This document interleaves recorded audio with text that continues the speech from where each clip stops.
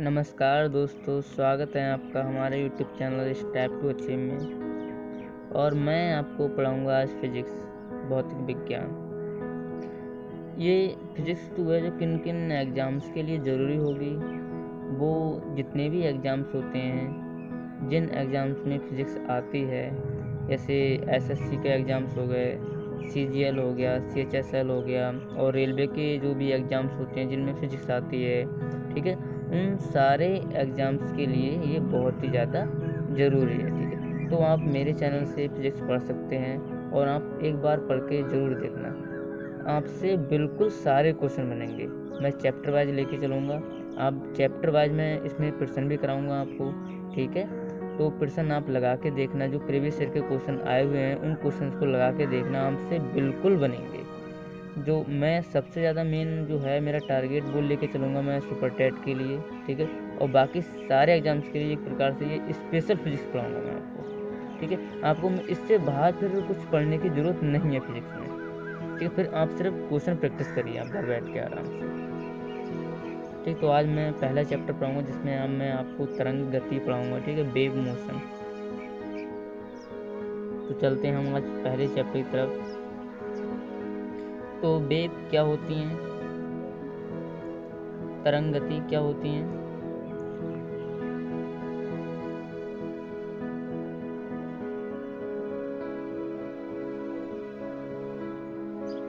तरंग गति, wave motion.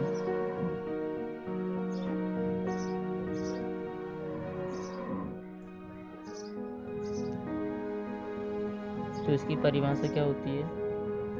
तरंग क्या होती है।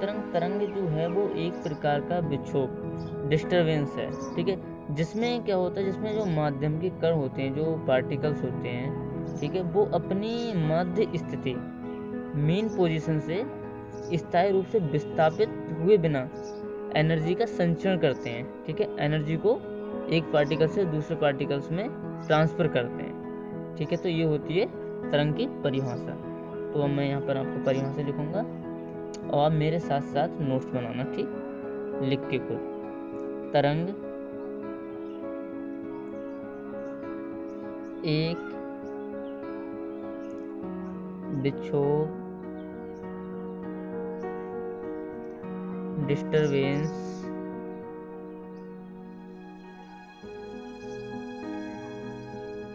है जिसमें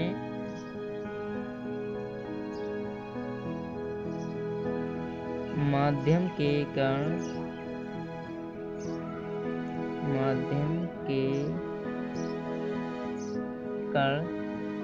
अपने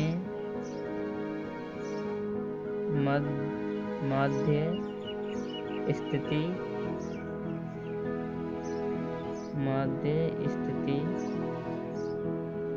मीन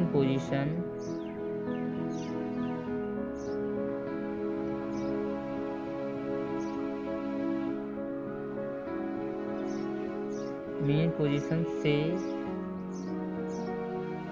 स्थायी रूप से विस्थापित हुए बिना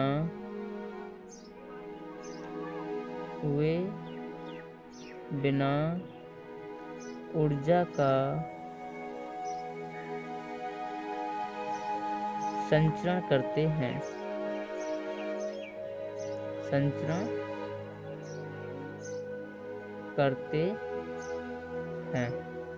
ठीक है, तो ये वेव जो होती हैं वो कितनी तरह की होती हैं। वेव होती हैं 2 तरह की। ठीक, आगे पढ़ते हैं हम।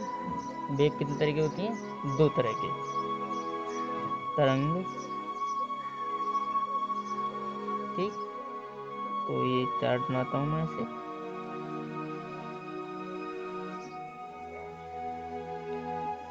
पहली जो होती हैं वो होती हैं वैद्युत चुंबकीय तरंगे।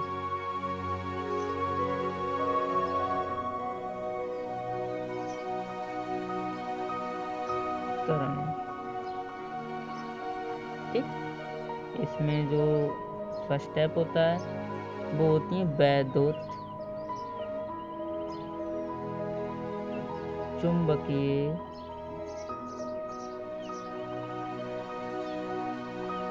चुंबकीय तरंग। ठीक, दूसरी होती है हमारी यांत्रिक तरंगे।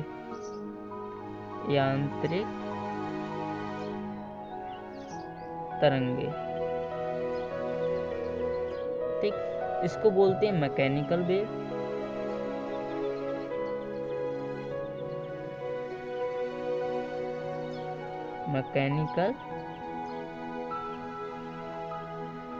और इसको बोलते हैं नॉन मैकेनिकल वेव। शॉर्ट में लिख दे रहा हूँ मैं, नॉन मैकेनिकल वेव।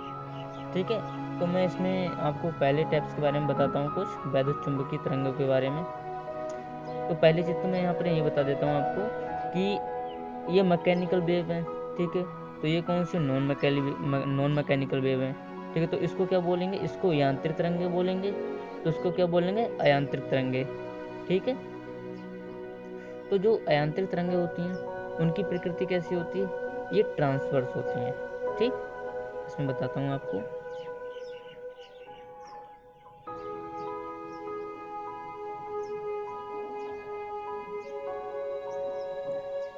प्रकृति कैसी होती है, ट्रांसवर्स।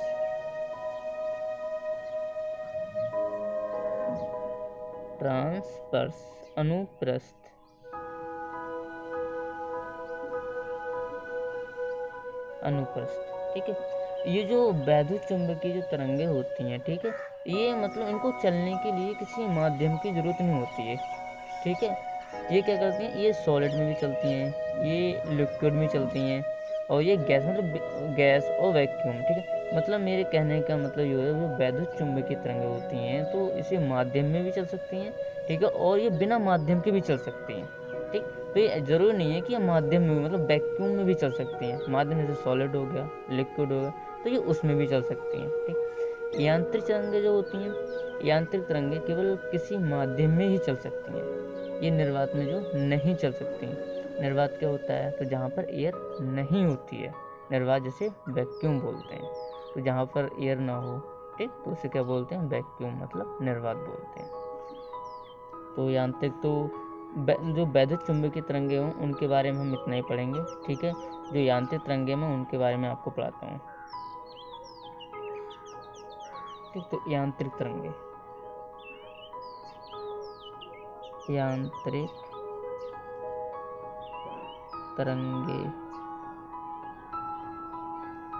ठीक, मेरी एक एक बात को आप अपनी कॉपी में नोट कर लेना। ठीक, जो भी मैं बोलूँ, जो आपको लगे कि हाँ ये हमारे काम आएगा। Mechanical wave. ठीक, तो इसमें लिखो आप,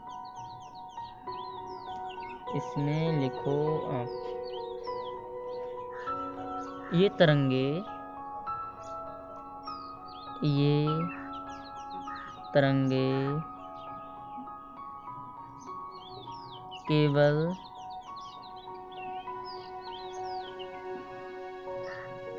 केवल किसी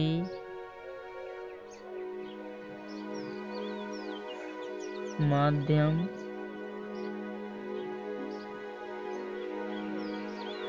में ही चल सकती, ये नहीं, ठीक, चल सकती हैं। ये निर्वात लिखा है, लिखा नहीं जा रहा उधर, ताकि मैं इधर बना देता हूँ। निर्वात, इसे वैक्यूम बोलते हैं, VACWM।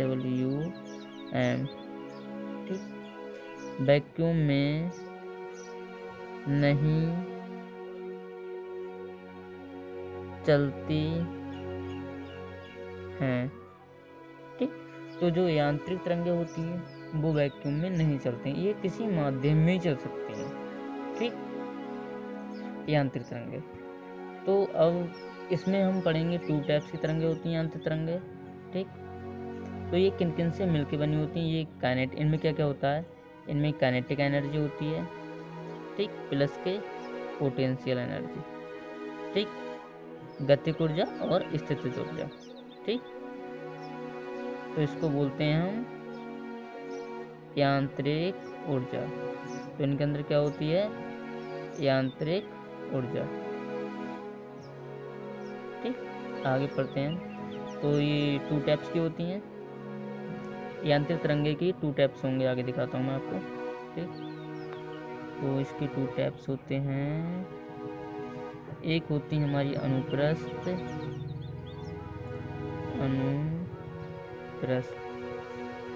दूसरी होती है हमारी अनुदैर्ध्य,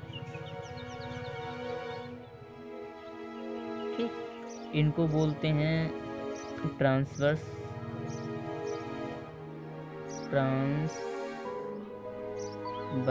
ठीक। इनको बोलते हैं लॉन्गिट्यूडनल,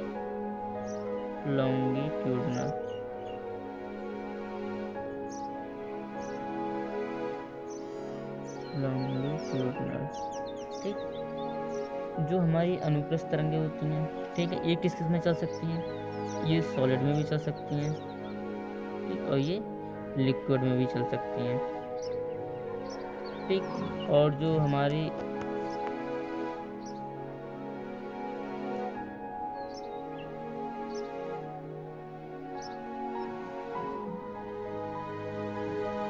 हाँ, तो जो लॉन्गिट्यूडनल वेव्स होती हैं, ठीक है, वो किस में चल सकती हैं? वो हमारी सॉलिड में भी चल सकती हैं। सॉलिड किधर गया? इधर है, देखो, ये सॉलिड में भी चल सकती हैं, कॉमन लिक्विड में भी चल सकती हैं, शॉर्ट में लिख रहा हूँ, ठीक है, कॉमन गैस में भी चल सकती हैं, ठीक। तो जो अनुप्रस्थ तरंगें होती हैं वो सॉलिड, लिक्विड में चल सकती हैं। जो अनुदैर्ध्य तरंगें होती हैं वो सॉलिड, लिक्विड, गैस दोनों में चल सकती हैं, मतलब तीनों में चल सकती हैं, ठीक है। तो मैं अब दोनों के बारे में बताता हूँ आपको, अनुप्रस्थ तरंगे और अनुदैर्ध्य तरंगे, लॉन्गिट्यूडनल वेव्स, ठीक है। तो पहले मैं पढ़ाता हूँ आपको अनुप्रस्थ तरंग। तो अनुप्रस्थ तरंग में क्या है? इसमें है अनुप्रस्थ, ठीक, ट्रांसवर्स,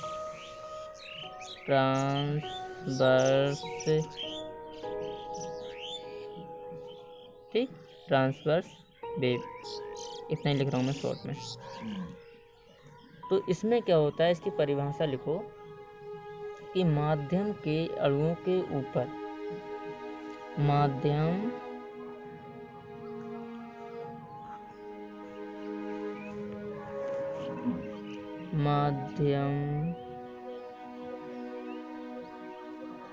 के अणुओं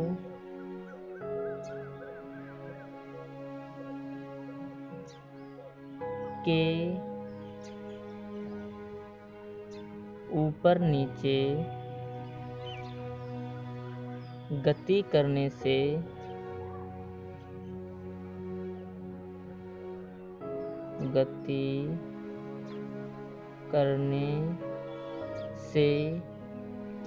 अनुप्रस्थ तरंगे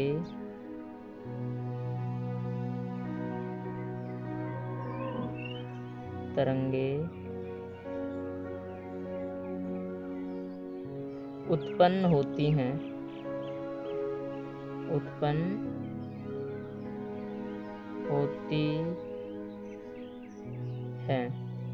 और क्या होता है इसमें? माध्यम के अणु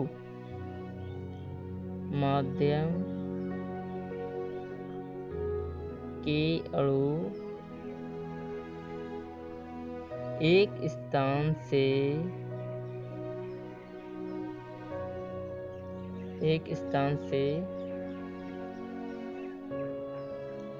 दूसरे स्थान तक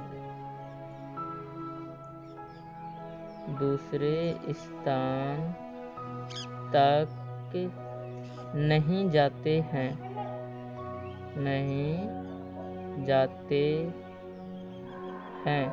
केवल ऊर्जा एक स्थान से एक स्थान से दूसरे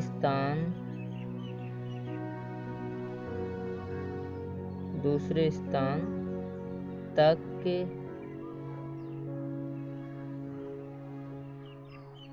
जाती है। ठीक है, तो जो इसमें क्या होता है, मतलब कि इसमें जो माध्यम के जो अणु होते हैं वो ऊपर नीचे मतलब संचरण की दिशा के लंबवत इसमें क्या होता है, कंपन होता है। ठीक है, ऊपर नीचे गति करते हैं। तो इसमें क्या होता है कि जो अणु जो होते हैं अपना स्थान बदले बिना मतलब एक दूसरे को अपनी ऊर्जा देते हैं। ठीक है, उसके आधार पर क्या होता है कि जब ऊर्जा अपने एक दूसरे को देते हैं, ठीक है, तो ऊर्जा का ट्रांसफर होता है, लेकिन ये अपना स्थान नहीं बदलते हैं। ठीक है, तो माध्यम के अणु एक स्थान से दूसरे स्थान तक नहीं जाते हैं, केवल ऊर्जा एक स्थान से दूसरे स्थान तक जाती है। जैसे ठीक ऐसे देखो, तो इसमें क्या होता है, जो मॉलिक्यूल्स होते हैं, अणु होते हैं, कण होते हैं, तो ये ऊपर नीचे गति करते हैं। ठीक, ऊपर नीचे गति करते हैं। ठीक, अप और डाउन, अप डाउन। ठीक है, क्या होता है, लंबवत दिशा के लंबवत गति करते हैं। ठीक, दिशा के लंबवत मतलब थीटा इक्वल टू 90 डिग्री। ठीक, इस तरह से।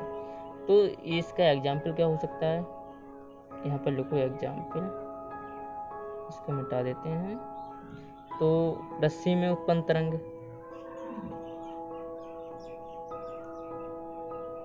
रस्सी में हो गया। ठीक, वेव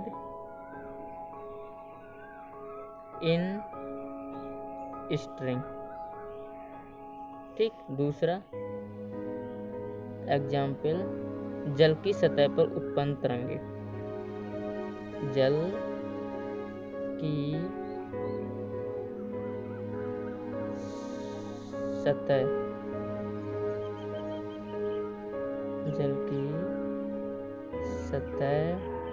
पर उत्पन्न तरंगे। ठीक, तो इसमें एक नीचे पॉइंट लिखो आप, इस प्रकार की तरंगे इस प्रकार की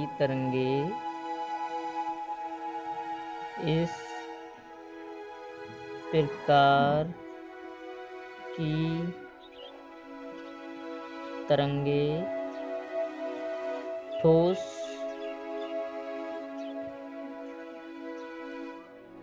एवं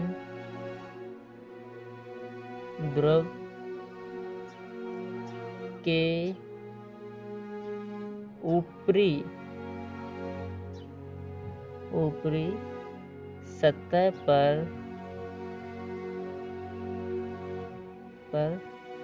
पैदा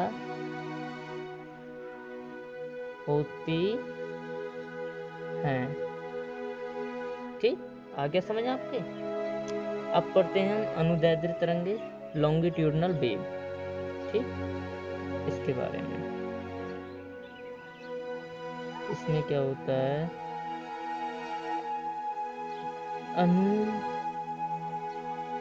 अनुदैर्ध्य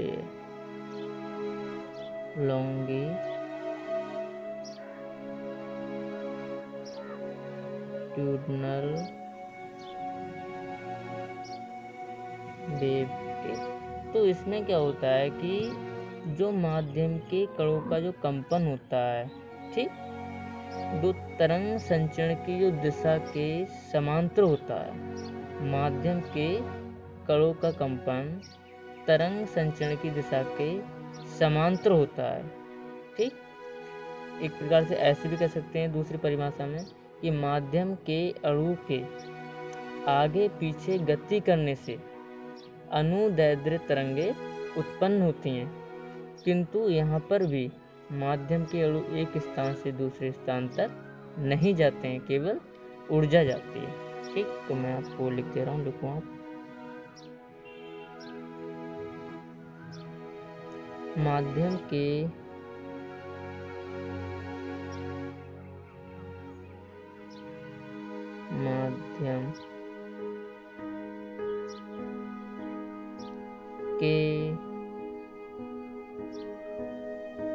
अणुओं के आगे पीछे गति करने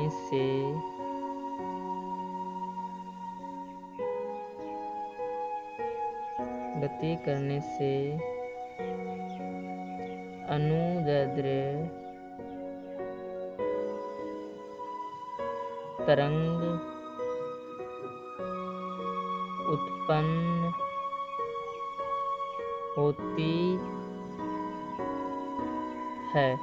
ठीक, किंतु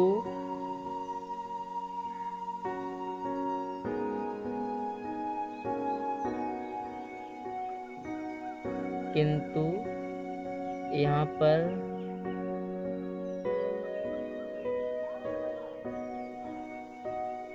भी माध्यम के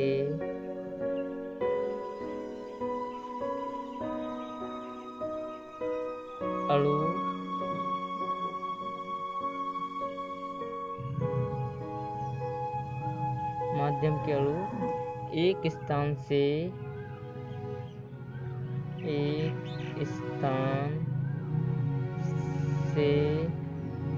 दूसरे स्थान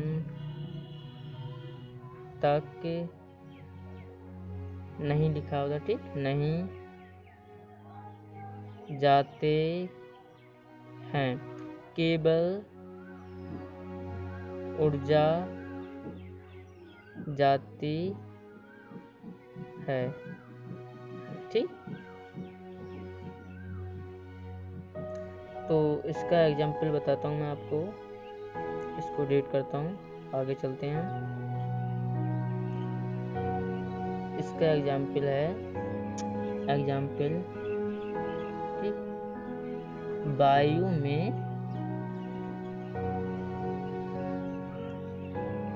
ध्वनि तरंगे। ठीक, तो ये कैसे चलती हैं, ऐसे। ठीक,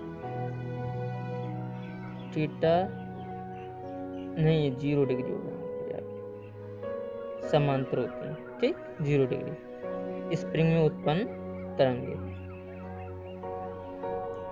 स्प्रिंग में उत्पन्न तरंगे। ठीक, ये हो गया हमारा वेव। ठीक है, तो जो ध्वनि जो तरंगे होती हैं, ये था वायु में, यहाँ पर लिखा था वायु में ध्वनि तरंगे। ठीक, तो ध्वनि तरंगे कैसी होती हैं? ध्वनि की तरंगे अनुदैर्ध्य होती है, लॉन्गिट्यूडनल होती हैं। ठीक, जो इसमें एक पॉइंट और लिखूंगा, इसमें लिखो पॉइंट बना के, समुद्र में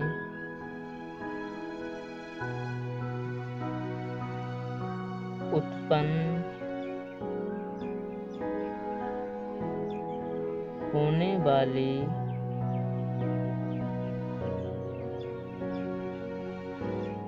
तरंग अनुप्रस्थ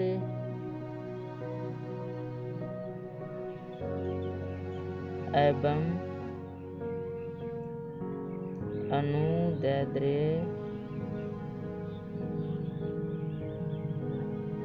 दोनों होती हैं। जो मैं आपको पढ़ा रहा हूँ एक बार पढ़ के देखो, और फिर इस चैप्टर से रिलेटेड जितने भी प्रश्न हैं प्रीवियस ईयर के आए हुए, ठीक है, वो बना के देखना, बिल्कुल आँख से बनेंगे। ठीक, हो गया ये। फिर मैं आगे इसी में पढ़ाता हूँ मैं आपको।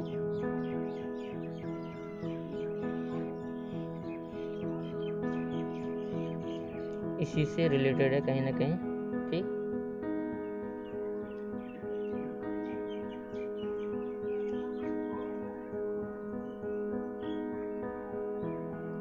टॉपिक डालो ध्वनि।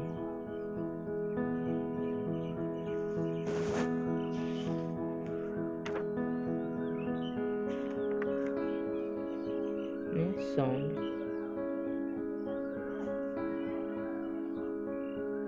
ठीक, तो ध्वनि बताओ कैसी तरंगें होती हैं। देखो ऊपर टॉपिक डाल लेना ध्वनि। ठीक, तो लिखो ध्वनि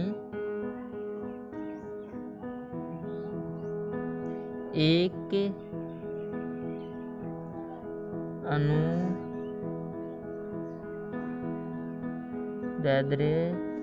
लॉन्गिट्यूडनल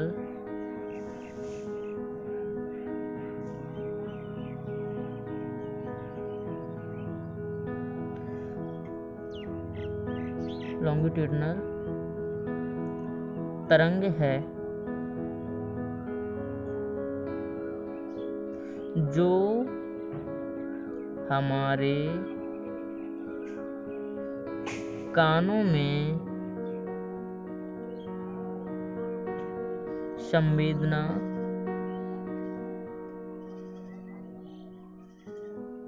सेंसेशन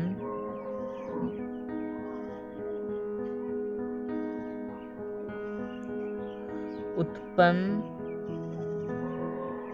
करती है।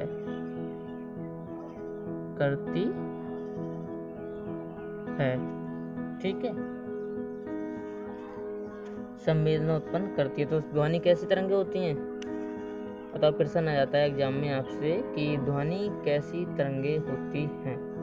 तो ध्वनि कैसी तरंगें हैं, अनुदैर्ध्य तरंगें हैं, लॉन्गिट्यूडनल वेव हैं, और कैसी तरंगें हैं कि ध्वनि यांत्रिक अनुदैर्ध्य तरंगें हैं। ठीक है, तो ध्वनि के हम बारे में पढ़ते हैं कि जो इसकी गति सबसे ज़्यादा होती है वो किस में होती है। ठीक, पढ़ते हैं आगे। तो ये पहली बात, तो ध्वनि किस किस में चल सकती है बताओ, किस किस में चल सकती है।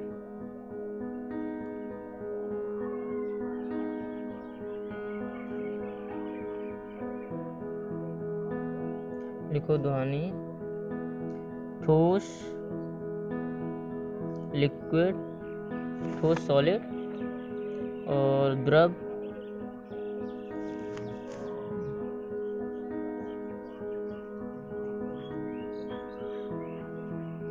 लिक्विड कामा गैस, तीनों माध्यम में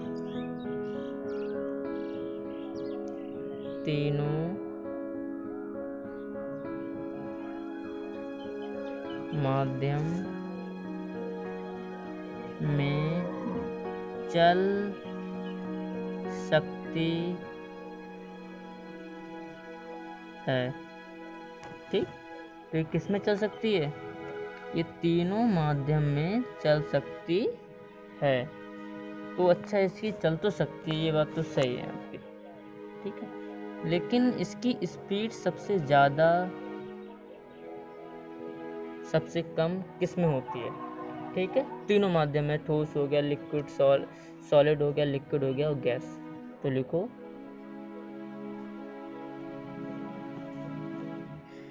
decreasing order of speed of sound wave. ठीक, तो सबसे ज़्यादा किस में होगी, सॉलिड, उससे कम लिक्विड में होगी, उससे कम गैस में। ठीक, गैस में होती है। अच्छा, अगर पूछ ली जाए कि सॉलिड में कितनी होती है, 5500 मीटर प्रति सेकंड, लिक्विड में 1500 मीटर प्रति सेकंड और गैस में 340 मीटर प्रति सेकंड। ठीक, अच्छा प्रश्न बताओ आप। ठीक है, मैं आपसे एक प्रश्न पूछता हूँ।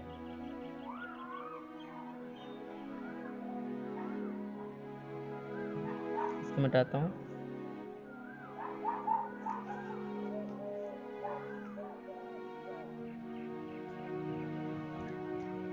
निम्न में से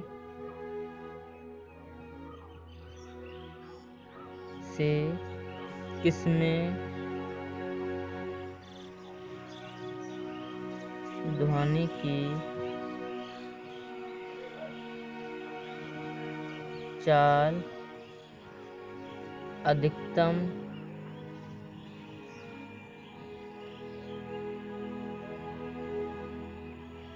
अधिकतम होगी? ऑप्शन है आयरन,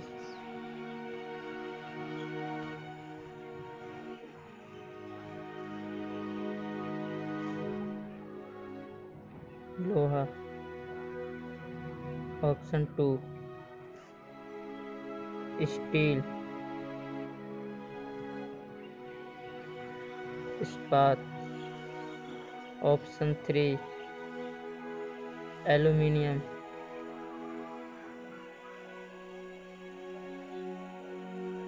ऑप्शन 4 है कॉपर, तांबा। तो बताओ किसमें सबसे ज़्यादा अधिकतम होगी? आयरन लोहा में, स्टील में, एल्यूमिनियम में या कॉपर में? बताओ क्या आंसर होगा? तो इसका आंसर होगा ऑप्शन सी, एल्यूमिनियम में सबसे ज़्यादा होगी। ठीक, ऐसे ही अच्छा दूसरा प्रश्न है मेरा, मैं ऑप्शन यहाँ पर चेंज कर रहा हूँ। ठीक है, एक तो हो जाएगा, इसमें ऑप्शन देता हूँ मैं आपको, एक तो आयरन हो जाएगा, स्टील भी होगा, ठीक है, और मैं यहाँ पर एल्युमिनियम की जगह डाल रहा हूँ, मैं यहाँ पर मिटा रहा हूँ। ठीक, इसको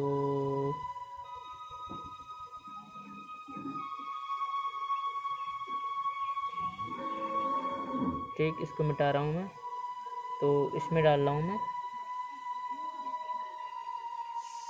3 ऑप्शन में वाटर, पानी, ऑप्शन 4 में इसमें डाल रहा हूँ कांसा।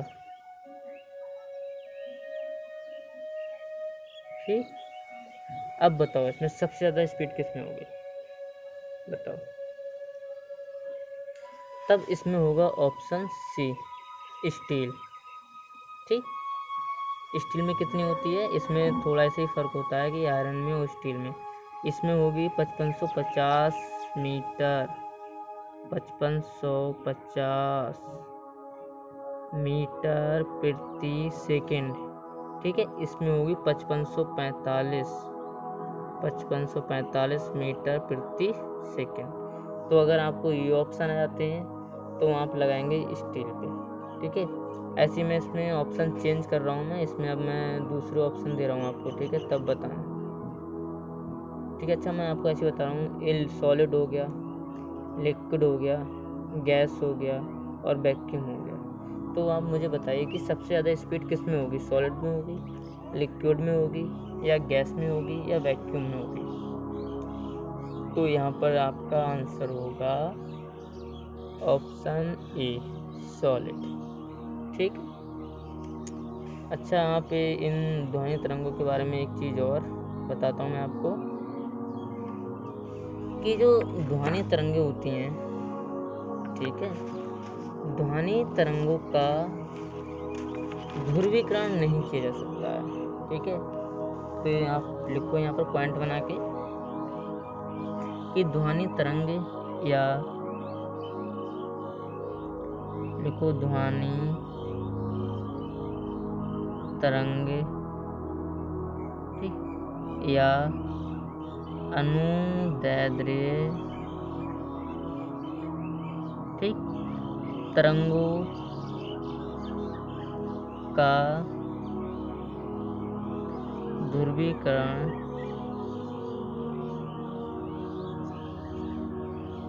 नहीं किया जा सकता है। ठीक है,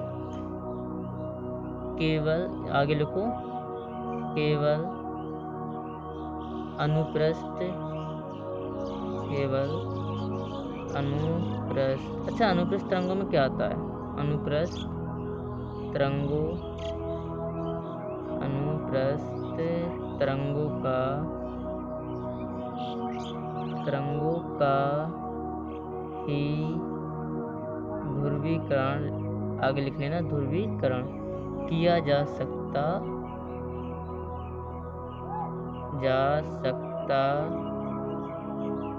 है। ठीक है, तो अनुप्रस्थ तरंगे कौन सी होती हैं? प्रकाश तरंगे, लाइट।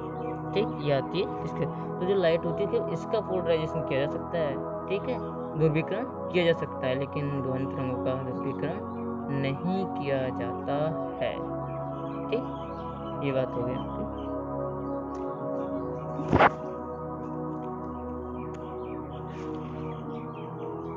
आगे पढ़ते हैं हम।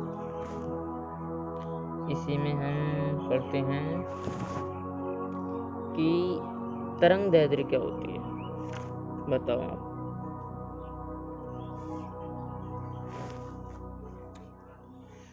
तो तरंग दैर्ध्य क्या होती है? तो ऐसे करके आप बनाओ, ये एक बनाओ ऐसे करके।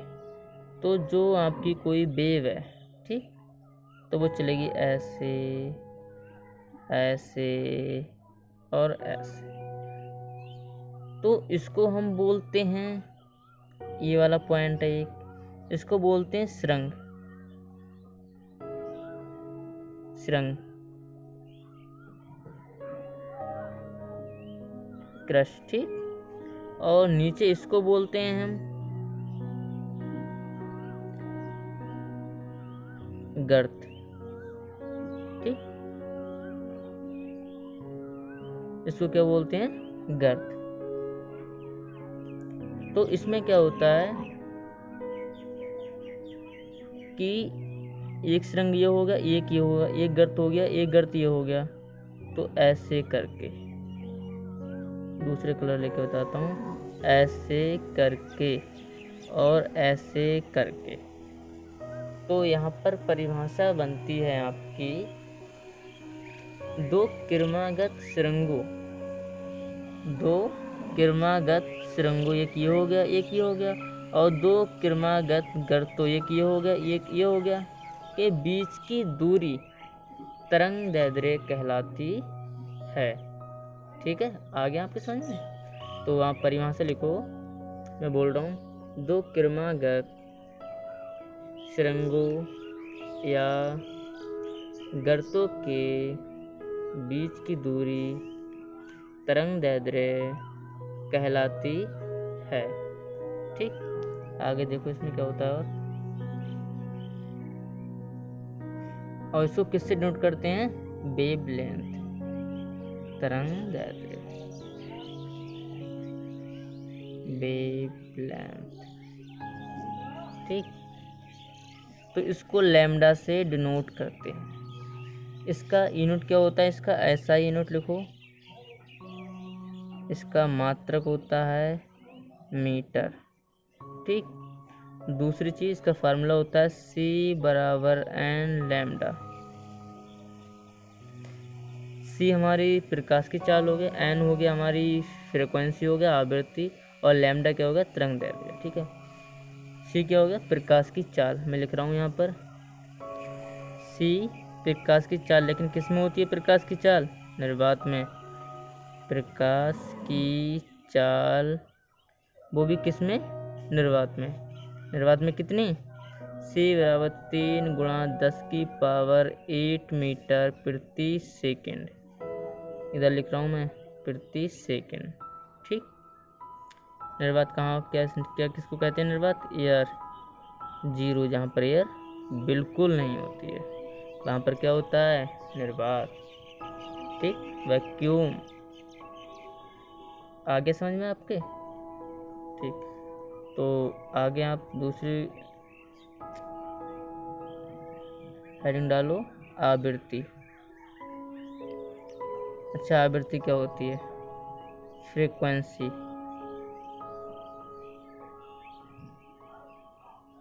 बताओ। इसमें क्या होता है फ्रीक्वेंसी में? बताओ, आप परिभाषा बताइए मुझे कमेंट करके, ये क्या होती है आवृत्ति। तो आवृत्ति होता है दोलन करने वाले पिंड द्वारा 1 सेकंड में किए गए कंपनों की संख्या क्या कहलाती है? उसकी आवृत्ति कहलाती है।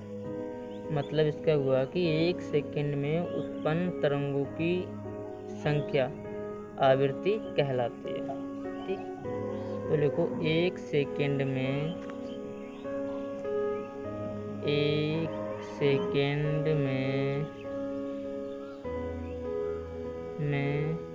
उत्पन्न तरंगों की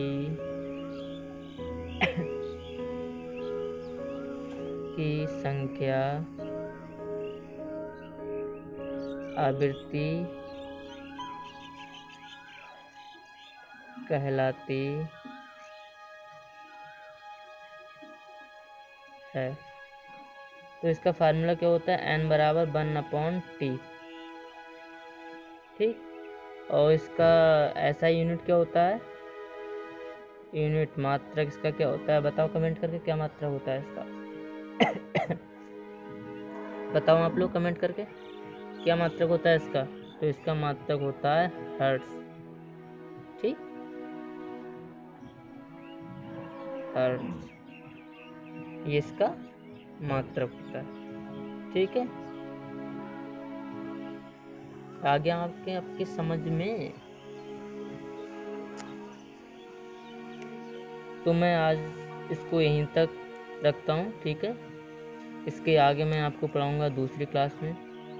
ठीक है, तो आपको मेरा पढ़ाया हुआ अगर समझ में आता है, ठीक है, तो अपने फ्रेंडों के साथ शेयर करो ज़्यादा से ज़्यादा, और मेरी वीडियो को लाइक करो, मेरे चैनल को सब्सक्राइब करो। ठीक है, और ये स्पेशल क्लास जो है वो सुपर टेट के लिए है।